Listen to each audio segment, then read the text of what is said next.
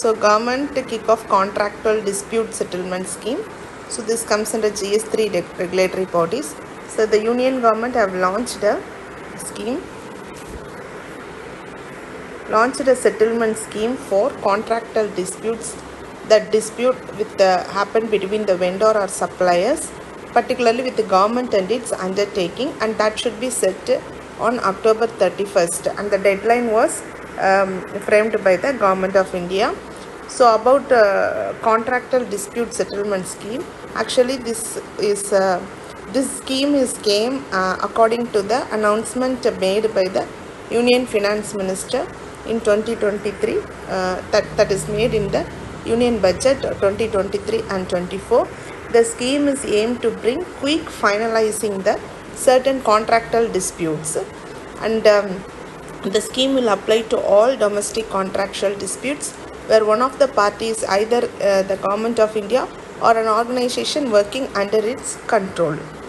So such contractual dispute cases are not only holding back a fresh investment, but also it reduces the country's ease of doing business. So for this reason, government have taken this initiative.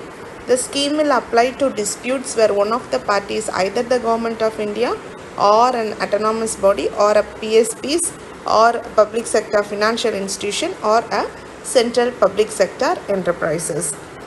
So union territories or national capital territory of Delhi or other agencies, and all organizations where central government like Metro or Government of India has shareholding of 50%. So center forms expert panel to revise anti-discrimination guidelines on campuses. So this comes under GS1 polity. So the Union Education Ministry has now constituted an expert committee to revisit its regulation and norms on anti-discrimination with respect to SC, ST, OBC, PWD and other minorities in higher education institutions. So for prelims, we have constitutional provisions for anti-discrimination, that is in Article 15 Clause 1. So it prohibits the state from discriminating against individual on the basis of religion, race, caste, sex or place of birth. And apart from that constitution, we also required a legal framework. So to fill because there is a legal loophole is there, and India is one of the few liberal democracies without having such a legal framework. So the Sachar committee in 2006 recognized the need for anti-discrimination law, and again there is an expert group on equal opportunity commission that is headed by Madhav Menon. So this both committee have recommended the same. Why? Because Article 15 Clause 1 is not sufficient. It prohibits the state from discriminating against individual, but it does not bar private individuals or institutions.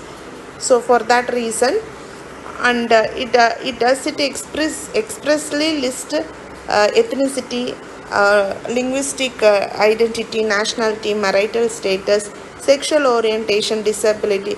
This kind of discriminations are more happening in India.